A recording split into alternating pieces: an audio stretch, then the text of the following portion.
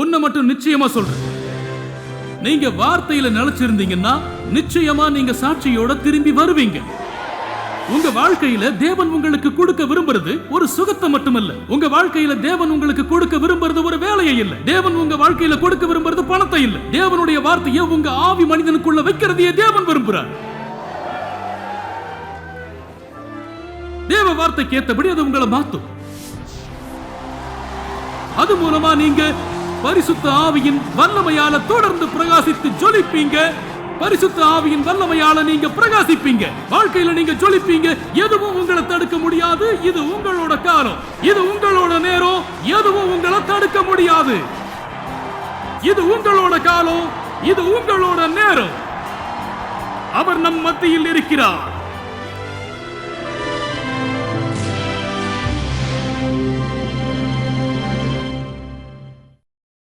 2 கொரிந்தியர் 6வது அதிகாரத்துக்கு பைபிளை திருப்பி 14வது வசனத்திலிருந்து படிக்க ஆரம்பிக்கலாம்.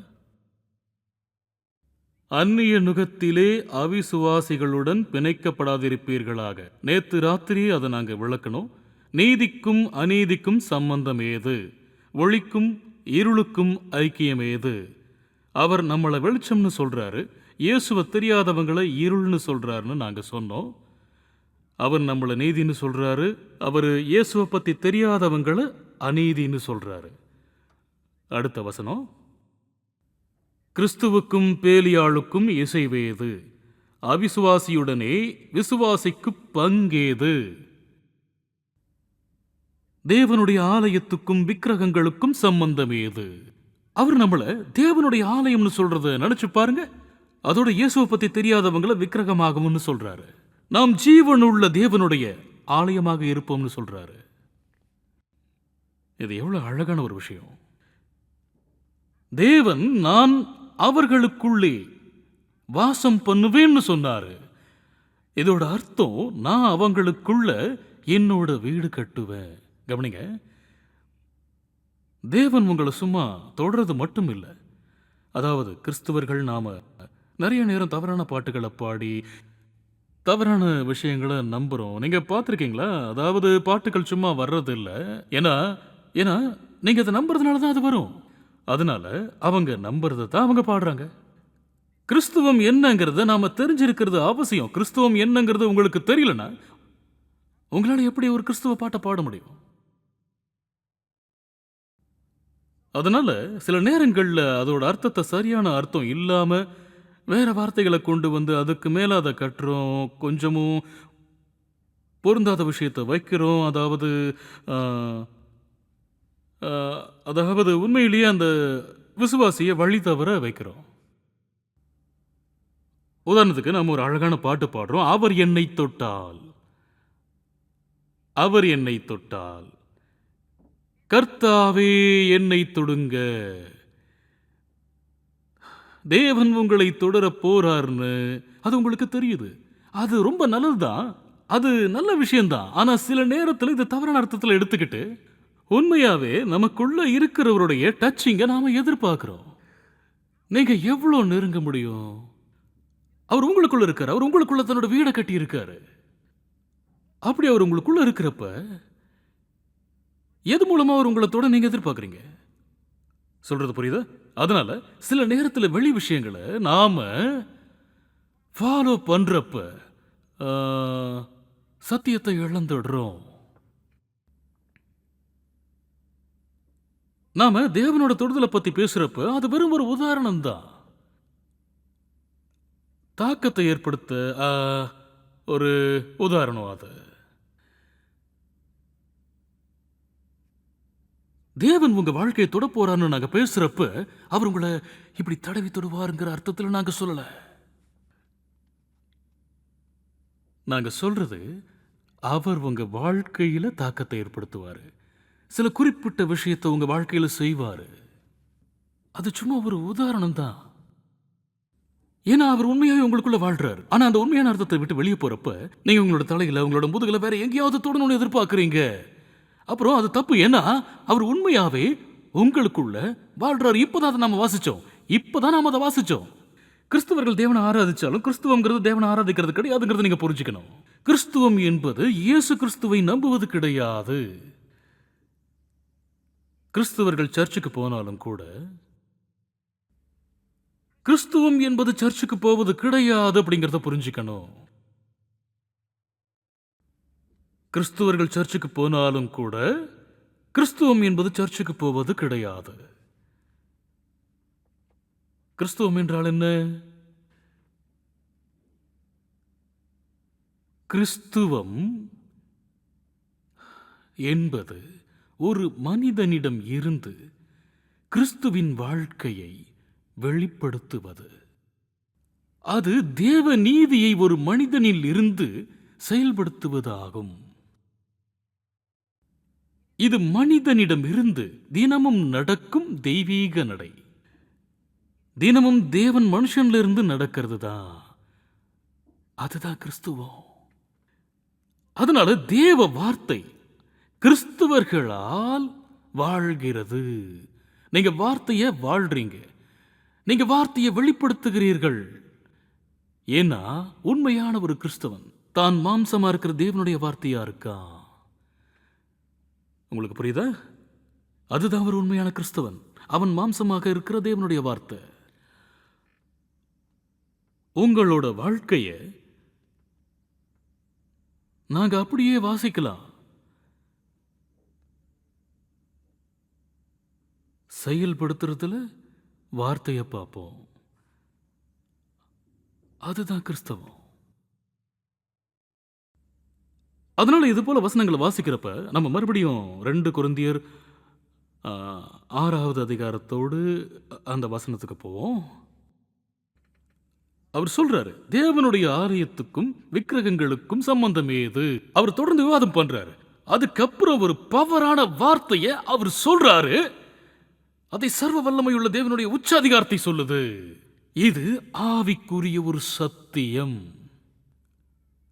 சத்தியங்கள் தான் கட்டி எழுப்புவதற்கான அஸ்திபாரத்துக்கான அம்சங்களா இருக்கு. உங்களுக்கு புரியுதா? ஆவிக்குரிய பிரமாணங்கள் இது தேவனுடைய எண்ணத்தில் இருக்கிற ஆவிக்குரிய சத்தியங்களா இருக்கு. இதுதான் இப்போதைக்கு உண்மை. நீங்க இருக்கீங்கன்னு சொல்றாரு. நீங்க இருக்கீங்க, அது இப்ப நிலைமைய சொல்ற வார்த்தை. நீங்க ஜெபம் பண்றப்ப நடக்க போற ஒண்ணு கிடையாது. நீங்க அதை பத்தி நினைக்கிறப்ப நடக்க போறது கிடையாது.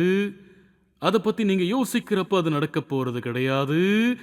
நீங்க உபவாசம் செய்யறதுனால அது நடக்க போறது கிடையாது. இல்லையா? நீங்க இருக்கீங்கன்னு சொல்றாரு. அதுக்கு அர்த்தம் இதுதான் தேவனுடைய ஞானம். தேவனுக்கு தெரியும், அவருக்கு தெரியும். இது அவரோட தற்போதைய நேரத்தோட ஞானம் அவருக்கு தெரியும். நீங்க இருக்கீங்கன்னு அவர் சொல்றாரு. நீங்க இப்ப அப்படித்தான் இருக்கீங்கன்னு தேவனுக்கு தெரியும். நீங்க ஜெபம் செய்ததுக்கு பிறகு கிடையாது. நீங்க அவர்கிட்ட கேட்டதுக்கு அப்புறம் கிடையாது. நீங்க அதுக்காக வருத்தப்பட்டதுக்கு பிறகு கிடையாது. உங்களோட உணர்வுகள் அதை ஒன்றும் செய்யாது. இதை பாருங்க, நீங்க தேவனோட பிள்ளையா இருப்பீங்கன்னா நீங்க மறுபடியும் பிறந்திருக்கீங்க. இதுதான் சத்தியம். இதை பாருங்க, தேவனுடைய ஆலயத்துக்கும் விக்கிரகங்களுக்கும் சம்பந்தம் ஏது? தேவன் சொன்னபடி தேவன் அதை சொன்னார்னு அவர் சொல்றாரு. இப்போ அதை அவர் செஞ்சு முடிச்சிட்டாரு. சரிங்க, பாருங்க, தேவன் தீர்க்க தரிசன மொழியில சொல்லி இருந்தாரு, நான் அவர்களுக்குள்ளே வாசம் பண்ணி அவர்களுக்குள்ளே உலாவுவேன்னு அவர் சொல்லி இருந்தாரு. உலாவுவேன்கிற அந்த வார்த்தை எம்பெரிபாச்சியோ, இதோட அர்த்தம் உலாவ. இது அற்புதம் இல்ல? அவர்களுக்குள்ளே உலாவி அவர்கள் தேவனாயிருப்பேன், அவர்கள் என் ஜனங்களாயிருப்பார்கள். அது கிறிஸ்து இயேசுவுக்குள் நிறைவேறின ஒரு தீர்க்க தரிசனம். அதனால இப்ப நீங்க ஜீவனுள்ள தேவனுடைய ஆலயமா இருக்கீங்க. இது ரகசியம் அவர் சொல்றாரு. கொலோசியர் 1வது அதிகாரம் 25வது வசனத்திலிருந்து 27வது வசனம் வரைக்கும் வாசிக்கலாம். கொலோசியர் 1:25 எடுத்துட்டீங்களா? ஆதி காலங்களுக்கும் தலைமுறை தலைமுறைகளுக்கும் மறைவாயிருந்து இப்பொழுது அவருடைய பரிசுத்தவான்களுக்கு வெளியாக்கப்பட்ட ரகசியமாகிய தேவவசனத்தை பூரணமாய் தெரியப்படுத்துகிறதற்கு புறஜாதிகளுக்குள்ளே விளங்கிய இந்த ரகசியத்தில் உள்ள மகிமையின் ஐஸ்வர்யம் இன்னதென்று தேவன் தம்முடைய பரிசுத்தவான்களுக்கு தெரியப்படுத்த சித்தமானார். என்ன ரகசியம்?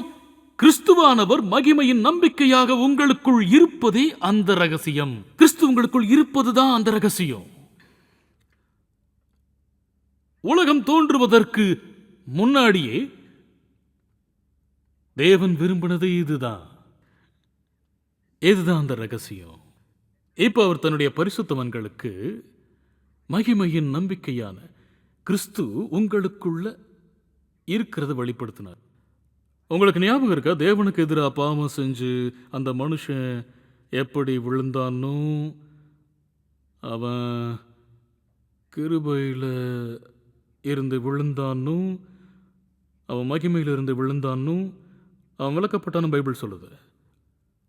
ஆனால் அந்த மகிமை இயேசு கிறிஸ்து மூலமாக மறுபடியும் திருப்பி கிடைச்சது. ஆமென். இயேசு கிறிஸ்து மூலமாக அந்த மகிமை திரும்ப கிடைச்சது. கிறிஸ்துவானவர் மகிமையின் நம்பிக்கையாக உங்களுக்குள்ள இருக்கார். கிறிஸ்து எனக்குள்ள இருக்காரு. நான் ஜீவனுள்ள தேவனுடைய ஆலயமா இருக்கேன். இது ஒரு மத செய்தி கிடையாது. புரியுதா? இதுதான் உண்மை. அதுதான் கிறிஸ்துவங்கிறது. கிறிஸ்து உங்களுக்குள்ள இருக்கிறது தான் கிறிஸ்துவம். அவர் எடுத்துக்கொண்டு உங்களுக்குள் வசிக்கிறார். கர்த்தரோடு இசைந்திருக்கிறவனும் அவருடனே ஒரே ஆவியாயிருக்கிறான்னு பைபிள் சொல்லுது. அதனால நீங்க கிறிஸ்துவோட ஒருத்தராகிட்டீங்க. கிறிஸ்துவோட பிரிக்க முடியாத ஒருத்தராயிட்டீங்க.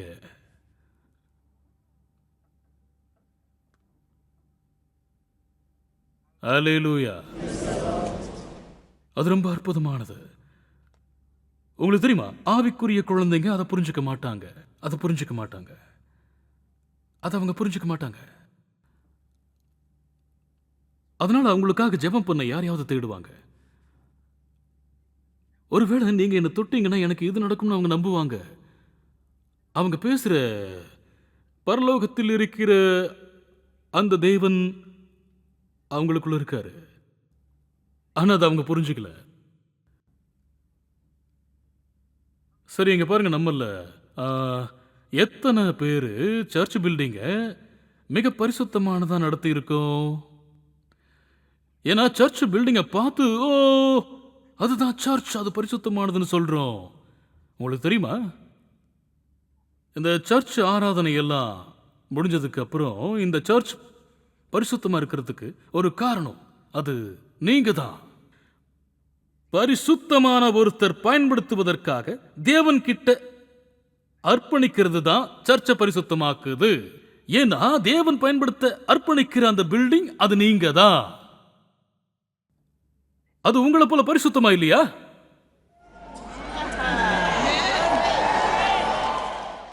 ஏன்னா நீங்க தான் பரிசுத்தமாக்கிட்டீங்க. நீங்க உங்க பரிசுத்தத்தை அதுக்கு தந்துட்டீங்க. அல்லேலூயா. இவைகள் தான் ஆவிக்குரிய சத்தியங்கள். கிறிஸ்தவர்களுக்கு சொல்லித் தராதப்போ அவங்களுக்கு இந்த விஷயங்கள் எதுவும் தெரியாது. அதனால அவங்க வாழ்ற ஒரு வாழ்க்கை உண்மையான கிறிஸ்தவ வாழ்க்கையை விட குறைவா இருக்கும். ஏன்னா அவங்க ஒரு மத ரீதியான உற்சாகமான வாழ்க்கை வாழ்வாங்க. புரியுதா?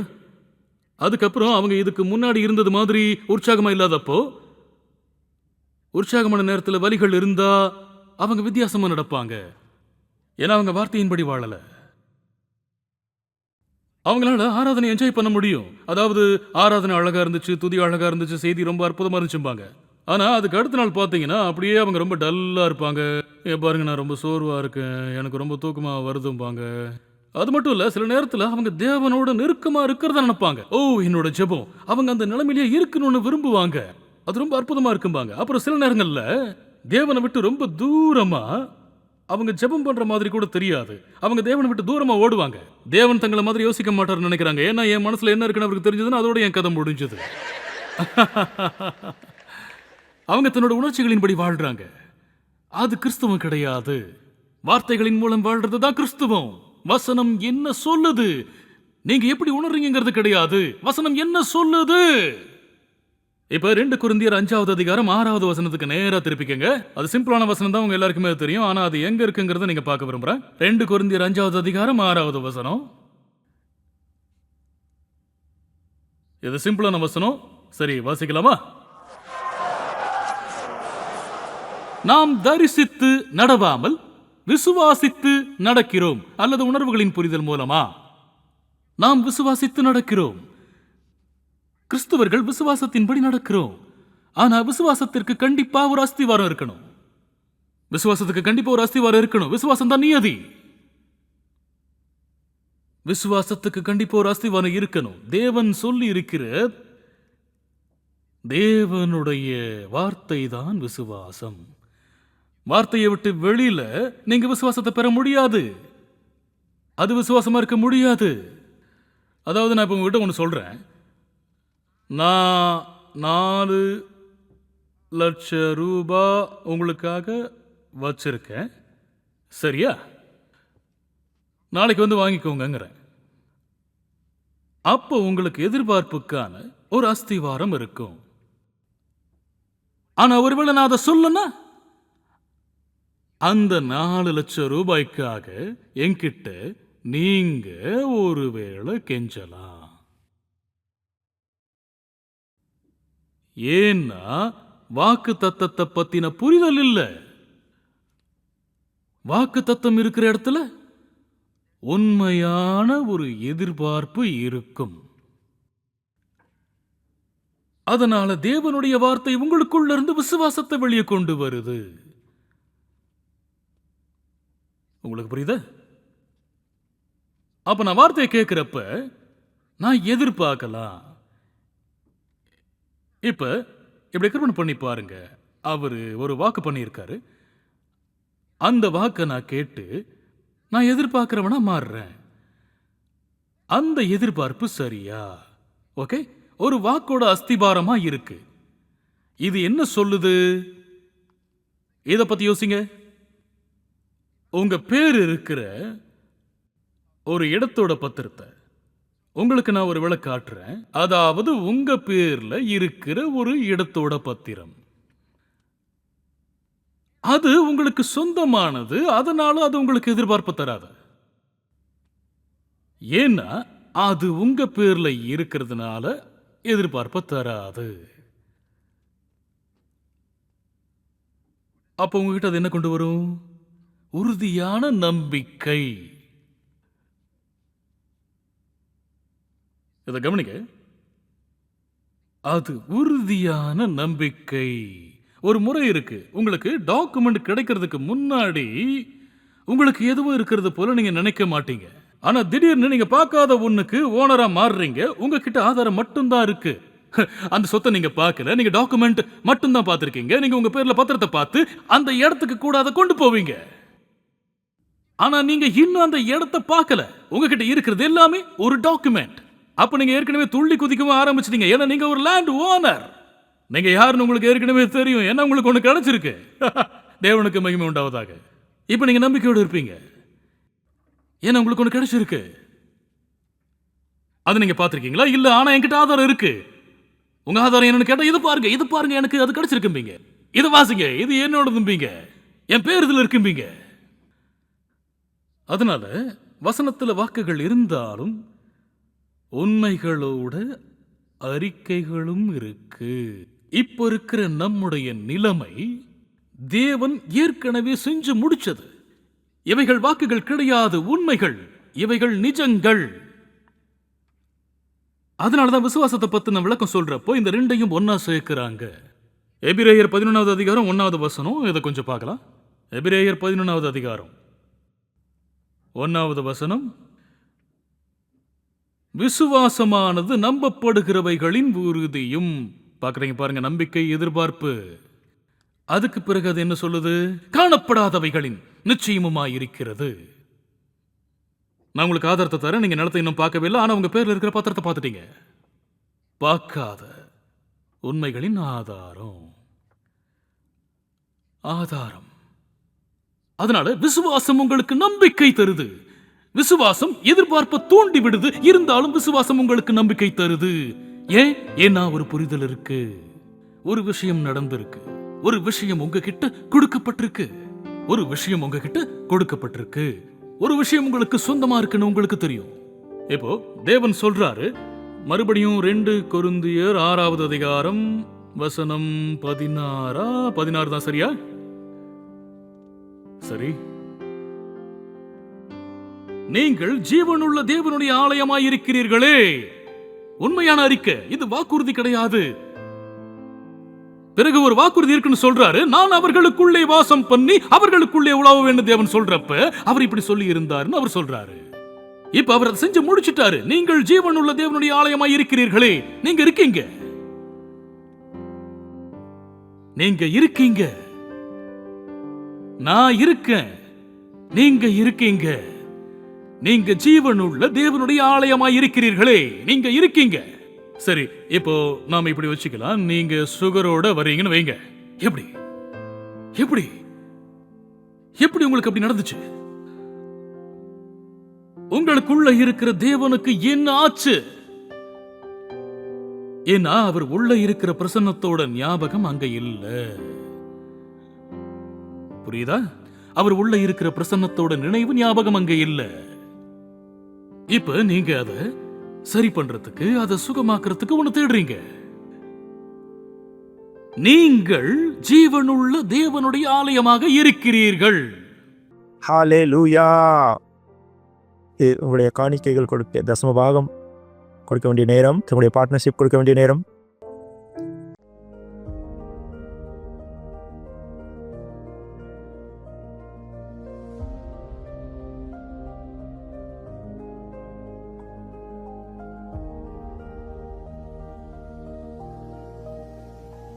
வாழுங்கள், பிரார்த்தனை செய்வோம். நன்றி பிதாவே, இந்த காணிக்கைகள் கொண்டு வரும்படியான புத்தி, ஞானம், அறிவை நீர் கொடுத்ததற்காக இந்த காணிக்கையின் மூலமாக உண்மை நாங்கள் மகிமைப்படுத்தியிருக்கிறோம்.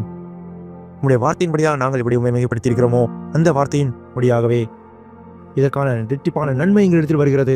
இயேசு கிறிஸ்துவின் நாமத்தில் தேவனே, இந்த காணிக்கையில் உங்களுடைய ஆசீர்வாதத்தை சொல்கிறோம். இதில் உங்களுடைய சுவிசேஷத்தின் பெருக்கத்தை நாங்கள் சொல்கிறோம். உங்களுடைய ராஜ்யத்தின் பெருக்கத்தை சொல்கிறோம். இயேசு கிறிஸ்துவின் நாமத்தில் ஆமென். திரும்ப ஒரு தடவை கூறுவோம், மகிமை. ஒருவேளை நீங்கள் ரட்சிப்பை பெறவில்லை என்றால், நீங்கள் இயேசு கிறிஸ்துவை ஏற்றுக்கொள்ளவில்லை என்றால், நான் சொல்லும் இந்த இயேசு கிறிஸ்துவின் ஜீவனை நீங்கள் பெறாமல் இருந்தீர்கள் என்றால், நான் சொல்லுகிறேன், இது உங்களுடைய நேரம். இந்த வார்த்தைகளை சொல்லுங்கள். சொல்லுங்கள், அன்புள்ள பிதாவே, நான் இயேசு கிறிஸ்துவை விசுவாசிக்கிறேன், தேவனுடைய குமாரனை நான் விசுவாசிக்கிறேன். அவர் மரித்தார் என்னை காப்பாற்றுவதற்காக. நான் விசுவாசிக்கிறேன், தேவன் அவரை மரித்தோரிலிருந்து எழுப்பினார். அவர் இன்று ஜீவனுள்ளவராயிருக்கிறார். நான் என் வாயினால் அறிக்கையிடுகிறேன், இயேசு கிறிஸ்து என் ஜீவனின் தேவன்.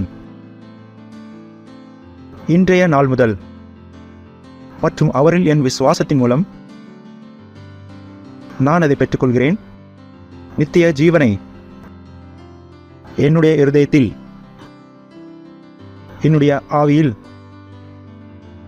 நன்றி ஆண்டவரே, என் ஆத்மாவை காப்பாற்றியதற்காக. இப்பொழுது என்னிடத்தில் நித்திய ஜீவன் இருக்கிறது. நான் இப்பொழுது தேவனுடைய குமாரன்.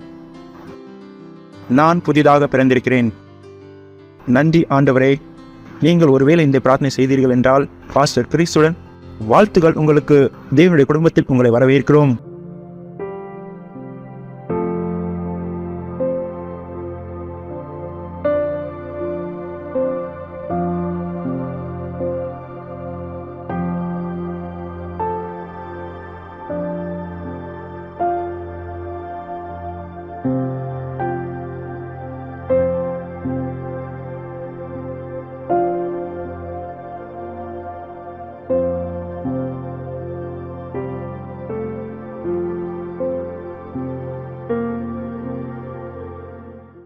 எழுந்தின்று தேவனுக்கு நன்றி செலுத்துவோம்.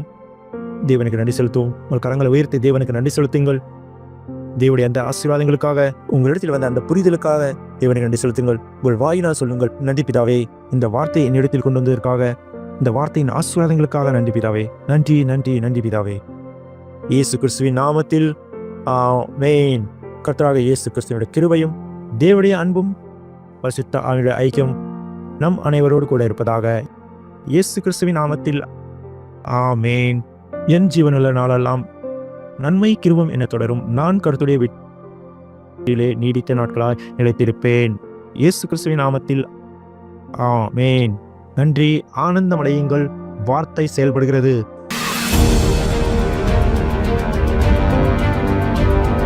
Help one other person get Rhapsody. Some of you can get Rhapsody for 5 other people. Some of you for 20 other people. Some of you for 100 other people. And there are those who are getting Rhapsody for 500 other people, some 1,000 other people, and yet some are doing it for 100,000 others. Some are doing it for over 1 million people. Individuals who pay for 1 million copies of Rhapsody to go to 1 million people around the world. Begin immediately and see yourself as helping another person get Rhapsody. So you have your own Rhapsody and you have for someone else or other people.